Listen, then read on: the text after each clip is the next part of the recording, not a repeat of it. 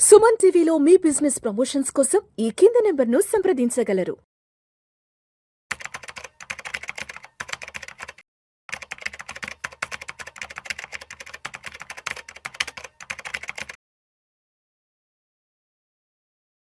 నమస్తే, welcome to Vishnu talks. నేను విష్ణు. ప్రస్తుతం నాతో పాటు certified financial planner and certified wealth manager Madhavi Reddy గారు ఉన్నారు. మేడం గారితో మాట్లాడదాం. నమస్తే మాధవిరెడ్డి గారు. నమస్తే అండి. Welcome to Vishnu talks. Thank you. Right, and welcome to weekend market outlook. Yes. అసలు ఈ వీకెండ్ మార్కెట్ ఎక్కడ క్లోజ్ అయిందో చూద్దాము.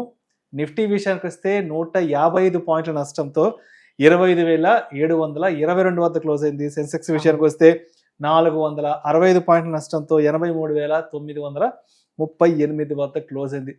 ఆల్మోస్ట్ లాస్ట్ 1 మంత్ నుంచి మార్కెట్ లో అయితే మొత్తం చాలా మంచి పాజిటివ్ ర్యాలీ నడుస్తుంది. నిఫ్టీ కూడా చాలా సార్లు ఈ మధ్య కాలంలో 26,000 టచ్ అయింది కూడా. బట్ ఎందుకు వీకెండ్ కాస్త మార్కెట్లు తడబడ్డాయి. మరి ఎందుకంటారు వీకెండ్ మార్కెట్లు తడబడ్డానికి ఎటువంటి కారణాలు ఉన్నాయంటారు? సో మీరు చెప్పింది అబ్సల్యూట్లీ కరెక్ట్ అండి. ఫస్ట్ అంటే లాస్ట్ వీక్ స్టార్ట్ అవ్వడమే మనం కొంచెం పాజిటివ్ గా స్టార్ట్ అయింది. అంటే ఫస్ట్ 2 days బాగానే అనిపించింది సార్. బట్ లాస్ట్ 2 days అయితే బాగా మార్కెట్స్ లాస్ట్ 2 days నుంచి వీక్ గానే మనకు కనిపిస్తున్నాయి. దానికి మేజర్ ఒక డేటా నేను తీసుకొచ్చాను. ఎఫ్ఐఐస్ అండి. FIIs turn into negative. ఒక్కసారిగా నెగిటివ్ గా వెళ్ళిపోయారండి. సో మనము లాస్ట్ 5 days మనం 27th మనం చూసుకున్నట్లయితే దే ఆర్ సెల్లర్స్. 28th ఒక్క రోజే వాళ్ళు 10,000 బై చేశారు. అందుకనే ఆ రోజు కొంచెం మార్కెట్స్ మీరు అన్నట్టుగా 26,100 కూడా వెళ్ళాయి ఆ రోజు. ఎందుకంటే ఆ రోజు ఎఫ్ఐఐస్ బాగా టర్న్అవుట్ అయ్యారు బయర్స్ కింద. మళ్ళీ ఆ తర్వాత మనం 29th చూసుకుంటే 2,540 crores సెల్ చేశారు. 30th చూసుకుంటే 12,000 crores సెల్ చేశారు. 31st చూసుకుంటే 6,700 crores సెల్ చేశారు. అంటే లాస్ట్ 2 sessions నుంచి విపరీతంగా ఎఫ్ఐఐస్ సెల్ చేశారండి. దానివల్లే మనకి మార్కెట్స్ నెగిటివ్ గా అవ్వడానికి గ్లోబల్ క్యూస్ అనేవి మన మేజర్ రీజన్ అనేది మనం చెప్పొచ్చు. సో ఆ తర్వాత ఇంకా మనం నెక్స్ట్ న్యూస్ చూసుకున్నట్లయితే ఫెడ్ రేట్ కట్ అనేది మనం ఎక్స్పెక్ట్ చేసినట్టుగా 25 BPS పాయింట్స్ తగ్గించారు. కానీ వాళ్ళు ఇచ్చే నెరేషన్ ఎట్లా ఉందంటే హాకిష్ లాగా ఉంది. అంటే మేబీ ఇంకొక రేట్ కట్ ఉండకపోవచ్చు. ఎందుకంటే వీఆర్ ఎక్స్పెక్టింగ్ సర్టెన్ ఇన్ఫ్లేషన్ పెరిగే అవకాశాలు ఉన్నాయి కాబట్టి మేము రేట్ కట్ ని మేము ఎక్స్పెక్ట్ చేయట్లేదు, హాకిష్ గా ఉండొచ్చు. సో యాక్చువల్ గా ఏమనుకున్నామంటే ఈ 25 ఎండ్ కి అంటే ఇంకా డిసెంబర్ లో ఇంకొక రేట్ కట్ ఉంటుంది అనే ఎక్స్పెక్టేషన్ ఉంది. బట్ దానికి బ్రేక్ పడేటట్టుగా కనిపిస్తుంది. అది కూడా మార్కెట్స్ కొంచెం నెగిటివ్ గా ఆ పర్టికులర్ ఇన్ఫర్మేషన్ కూడా తీసుకున్నట్టు కనిపిస్తుంది. ఇక ఓవరాల్ గా ట్రంప్ ఇంపాక్ట్ అయితే ఇక మనల్ని వదిలిపెట్టట్లేదు. అసలు ఎక్కడ ఇలా మనం వెళ్తున్నాము కరెక్ట్ గా ఆల్ టైమ్ హైకి వెళ్తున్నాము అనేటప్పటికీ ఆయన అసలు ఏదో ఒక న్యూస్ తీసుకొస్తున్నారు. ముందు చైనాతో చైనా ప్రెసిడెంట్ తోని ఆయన టాక్స్ తీసుకొస్తే ఇంతకీ మనకు వచ్చిన రిజల్ట్ ఏంటంటే 50% నుంచి 47% చేశారండి సార్. అది so that is not expected. That is very disappointed. Work పర్మిట్లకు సంబంధించి కూడా మళ్ళీ కొత్త అనౌన్స్మెంట్ చేశారు. ఇక ఆయన చైనాని ఇండియాని ప్రశాంతంగా ఉంచేటట్లయితే ఏమీ లేదు. ఒకసారి కొంచెం మళ్ళీ పాజిటివ్ గా మాట్లాడినట్టు మాట్లాడతారు. మళ్ళీ రిజల్ట్ కానీ యాక్షన్ చూసుకుంటే మాత్రం పాజిటివ్ గా అయితే లేదండి. మేబీ ఆయన మాటలు ఆయన స్టేట్మెంట్స్ మాత్రమే మేము పాజిటివ్ గా వెళ్తున్నాము, మాట్లాడుకుంటున్నాము, డిస్కషన్స్ చేస్తున్నాము, చైనాతో కలుస్తున్నాము, ఇండియాతో కలుస్తున్నాము, ఓన్లీ స్టేట్మెంట్స్ వరకు ఉంటున్నాయండి. బట్ వెన్ ఇట్ యాక్షన్స్ అంటే తగ్గించడం కానీ ఇప్పుడు మన దగ్గర కూడా ట్రేడ్ డీల్ ఇంతవరకు అవ్వలేదండి.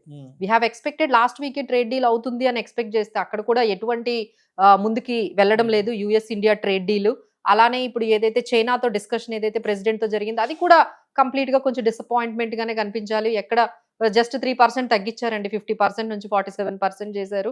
That is also disappointed. So ఈ విధంగా ట్రంప్ కొంచెం మార్కెట్స్ ని మన మార్కెట్స్ ని ఆయన విధానాలతో కొంచెం ఇంపాక్ట్ అయితే ఇంకా చేస్తూ ఉన్నారు. అది ఒకటి మనకి నెగిటివ్ గా కనిపిస్తుంది. So these are all. తర్వాత మనకి బ్యాంక్ నిఫ్టీలో కూడా కొన్ని చేంజెస్ వచ్చాయండి. డిసెంబర్ నుంచి రాబోతున్నాయి. ఆ న్యూస్ కూడా కొంచెం మార్కెట్స్ డైజెస్ట్ చేసుకుంటున్నాయి అన్నమాట. ఇలా ఈ విధంగా ఒక రకంగా లాస్ట్ 2 days నుంచి ఈ 3 న్యూస్లు ఏదైతే ఫెడ్ రేట్ కట్ కానీ ఈ యుఎస్ చైనా ప్రెసిడెంట్ మీటింగ్ కానీ తర్వాత ఈ బ్యాంక్ నిఫ్టీ కన్సాలిడేషన్ ఫేజ్ కానీ ఇవన్నీ కూడా మార్కెట్స్ ని కొంచెం వెనక్కి లాగినట్టుగానే కనిపించాయి. And what about corporate results? Yes అండి. సో మనకి ఇంట్రెస్టింగ్ గా కార్పొరేట్స్ అయితే మాత్రం కొంచెం పాజిటివ్ గానే ఉన్నాయండి. సో అది ఒక్కటి ఏంటంటే అందుకనే మేము ఏం చెప్తున్నామంటే ఎప్పుడైనా సరే మార్కెట్స్ ని ఇప్పుడు ఏ మాత్రం మీకు కరెక్షన్ వచ్చినా కొంచెం బై ఆన్ డిప్స్ పెట్టుకోండి. ఎందుకంటే కార్పొరేట్ రిజల్ట్స్ కొంచెం పికప్ అవుతూ ఉన్నాయి. బట్ ఏంటంటే ఈ గ్లోబల్ క్యూస్ ఏవైతే ఉన్నాయో మనకి సపోర్ట్ చేయకపోవడం వల్ల కొంచెం మన మార్కెట్స్ కొంచెం వెనకబడుతున్నాయి కానీ but we're having a very good corporate results అని మనం ఖచ్చితంగా చెప్పొచ్చండి. సో దెర్ ఆర్ సర్టన్ మనకి ఉన్నాయండి. సో రిజల్ట్స్ అప్డేట్ అయితే మనం చూసుకుంటే సీజీ పవర్ కానీ, BHEL, HPCL, SAIL, Radico Khaitan, RailTel, Apar industries, Satin credit care, NTPC green, ఇలా మంచి మనకి అబోవ్ ఎస్టిమేట్స్ రిజల్ట్స్ అయితే మనకి లాస్ట్ వీక్ వచ్చాయండి. అలానే LNT, VBL, NMDC steel, VGuard industries, transport corporation, ఇవన్నీ కూడా మనకి మంచి రిజల్ట్స్ వచ్చాయి. కొంచెం Coal India, MGL, LIC housing, United Breweries కొంచెం మనకి డిసప్పాయింట్ చేసేయండి. బట్ ఓవరాల్ గా చూసుకున్నట్లయితే మార్కెట్ లో కొంచెం ఈ పాజిటివిటీ అనేది ఇంకా అంటే రిజల్ట్స్ మీద మాత్రము కొంచెం పాజిటివ్ గా ఉండొచ్చు. That's what we're saying. Markets అయితే మాత్రం ఏ మాత్రం మీకు ఆపర్చునిటీ వచ్చినా కొంచెం మంచి స్టాక్ స్పెసిఫిక్ గా స్టాక్స్ ని పిక్ చేసుకుంటే బాగుంటుందండి. సో మాధవిరెడ్డి గారు, ఈ నవంబర్ లో కూడా చాలా పెద్ద పెద్ద ఐపీఓస్ కూడా మార్కెట్ లో ఆన్ బోర్డ్ కాబోతున్నాయి కాబట్టి ఒక్కసారి అసలు లిస్ట్ ఆఫ్ ఐపీఓస్ ఏంటంటే ఒక్కసారి మన ఆడియన్స్ తో పంచుకోగలరు. సో ఐపీఓ యుఫోరియా అయితే అసలు ఎలా ఉందంటే రీటైలర్స్ పార్టిసిపేషన్, నేను ఎక్కడికో బయటకు వెళ్ళానండి. She's a housewife, she's also talking about IPOs. అసలు అంతలాగా అసలు ఈవెన్ హౌస్ వైఫ్స్ కూడా ఎంతలాగా ఫాలో అవుతున్నారు అంటే ఆమె చెప్తూ ఉంటే నాకు ఐ వాజ్ జస్ట్ సర్ప్రైజ్డ్ అనమాట. మేడం ఏముంది మేడం, మినిమం 10% వస్తుంది, పెట్టేసుకుంటే బాగుంటుంది. సో ఈ విధంగా యుఫోరియా అంటే ఐపీఓస్ యుఫోరియా నడుస్తుందేమో అన్నట్టుగా మార్కెట్స్ లో మనకి అలా అన్ని ఐపీఓస్ వస్తున్నాయి, కంటిన్యూస్ గా ఐపీఓస్ వస్తున్నాయి. And there is very good IPOs are coming in the next 30 days. అంటే మనం నవంబర్ లో చూసుకున్నట్లయితే Groww app is coming in November. మనకి గ్రో అనేది మనందరికీ తెలుసు, అందరూ కూడా బాగా సక్సెస్ఫుల్ కంపెనీ అది. సో 6500 ఐపీఓతో వస్తున్నారు. అలానే ఐసిఐసిఐ ప్రుడెన్షియల్ అందరికీ తెలిసిన కంపెనీయే, లైఫ్ ఇన్సూరెన్స్ లో టాప్ మోస్ట్ కంపెనీ. అలానే మనకి పార్క్ హాస్పిటల్స్ కూడా మనకి వస్తున్నారు 1200 crores తో. పైన్ ల్యాబ్స్ 5500 crores తో ఐపీఓకి నవంబర్ లో వస్తున్నారు. ఆర్కలా అండ్ బోట్ మీకు తెలుసు కదా, మనం అంతా వాచెస్ అవి ఎలక్ట్రానిక్ గ్యాజెట్స్ అన్ని కూడా మనం వాడతాం కదా. So boat is also coming. అలా అన్నిటికన్నా ఇంపార్టెంట్ ఏంటంటే ఫిజిక్స్ వాలా అని చాలా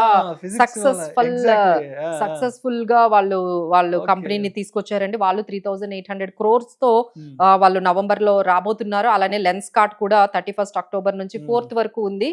వాళ్ళు కూడా 7000 crores తో రాబోతున్నారండి. So entire November is very power packed with IPOs. అంటే ప్రైమరీ మార్కెట్ కి యాక్షన్ అంతా వెళ్ళిపోయి మన స్టాక్ మార్కెట్, సెకండరీ మార్కెట్ లో యాక్షన్ అంతా తగ్గిపోయినట్టుగా కనిపిస్తుంది. ఎందుకంటే మనీ అంతా అక్కడ బ్లాక్ అవుతుందండి. ప్రతి ఐపీఓని అసలు ప్రతి ఒక్కరు ఎన్ని లాట్స్ అవైలబుల్ గా ఉంటే 2 lakhs వరకు మనం పెట్టుకోవచ్చు కదా, అన్ని లాట్స్ వాళ్ళు అప్లై చేస్తున్నారు. ఓకే, 1 lot రాకపోతుందా, 2 lots రాకపోతాయి అన్నట్టుగా అప్లై చేస్తున్నారండి. But they need to be very careful. ఎందుకంటే వాల్యుయేషన్స్ అన్ని చూసుకొని అప్లై చేసుకోండి. తర్వాత బ్యాంక్ నిఫ్టీకి సంబంధించి కూడా ఒక చిన్న అప్డేట్ ఏంటంటే, అంటే పెద్ద మేజర్ అప్డేటే. అవునండి.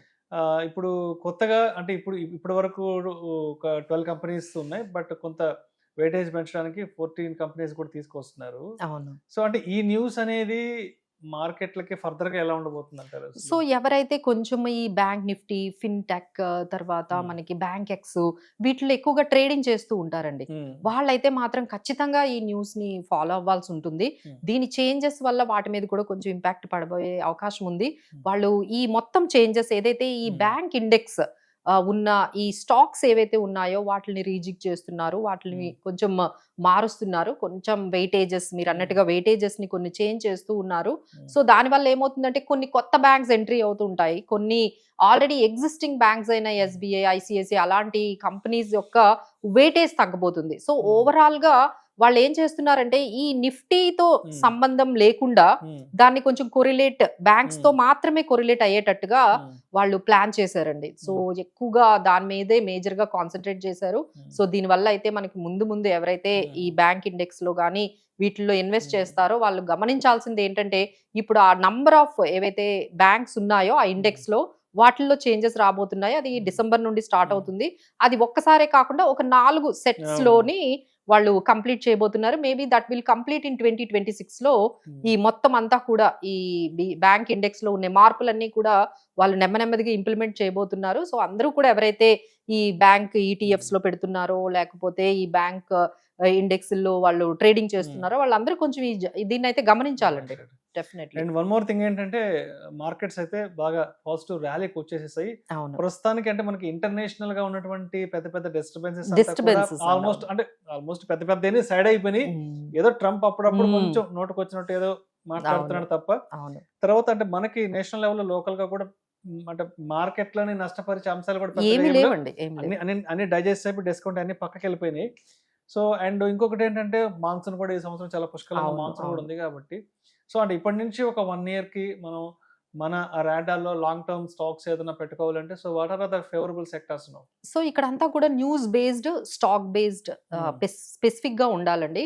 అంటే మనము కంప్లీట్ గా ఒక సెక్టార్, ఆ సెక్టార్ లో ఇంపార్టెంట్ ఏం జరుగుతుంది, ఆ సెక్టార్ లో ఎలాంటి స్టాక్స్ తీసుకోవాలి అనేది మాత్రం చాలా జాగ్రత్తగా మనం ఉండాల్సి వచ్చిందండి. సో ఒకటి ఏంటంటే పెద్ద న్యూస్ ఏంటంటే గవర్నమెంట్ ఏం చేసిందంటే ఈ పిఎస్యు బ్యాంక్స్ ఏదైతే ఉన్నాయో వాటి మీద అంటే ఏదైతే ఈ ఎఫ్ఐఐస్ మనకి ఎఫ్డిఐ లిమిట్ ఉంటుంది, ఆ ఎఫ్డిఐ లిమిట్ పిఎస్యు బ్యాంక్స్ కి అప్పుడు మనకి ఏంటంటే 20% వరకు లిమిట్ ఉండేదండి. అంతకన్నా ఎక్కువ పెట్టకూడదు ఈ గవర్నమెంట్ బేస్డ్ పిఎస్యూస్ లో, బ్యాంక్స్ లో ఎస్పెషల్లీ. ఆ లిమిట్ ని తీసేసి దాన్ని 49% చేశారండి. సో దీనివల్ల డెఫినెట్లీ పిఎస్యు బ్యాంక్స్ కి అయితే మంచి ర్యాలీ ఆల్రెడీ స్టార్ట్ అయింది. మనం పిఎస్యు బ్యాంక్స్ లో మంచి స్టాక్స్ అనేవి పికప్ అవుతున్నాయి, వాటి ఫైనాన్షియల్స్ కూడా క్లీన్ గా ఉన్నాయి. అలానే ఎఫ్డిఐ లిమిట్ కూడా 20% నుంచి 49% చేశారు కాబట్టి they can look out as a positive sector.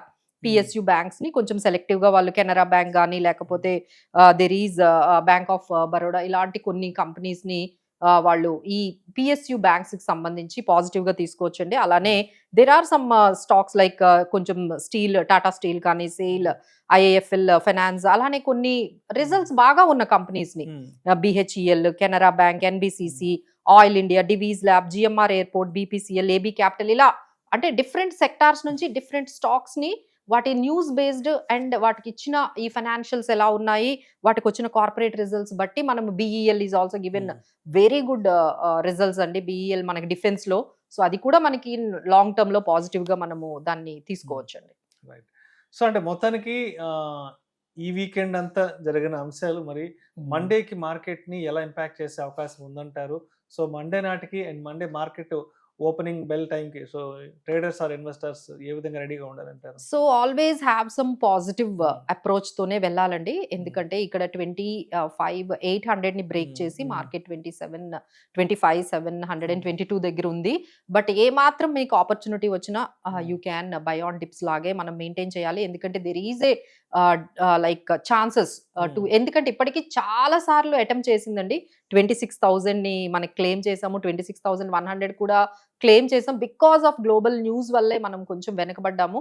But any time that can break, any time we can go beyond మనకి 26,200 అయితే బ్రేక్ చేసి ఇంకా పైకి వెళ్ళే అవకాశాలే ఎక్కువగా కనపడుతున్నాయి. సో ఆ టైం ఎప్పుడు వస్తుంది అనేది అంటే గ్లోబల్ క్యూస్ కానీ మనకి ఏ మాత్రం కొంచెం సపోర్ట్ చేసినా వీ క్యాన్ మేక్ ఇట్ అండి. బట్ ఆ రోజు ఏ వీక్ వస్తుంది అనేది మనం ఖచ్చితంగా చెప్పలేకపోతున్నాం, ఎందుకంటే things are very very volatile from the global cues నుంచి అయితే.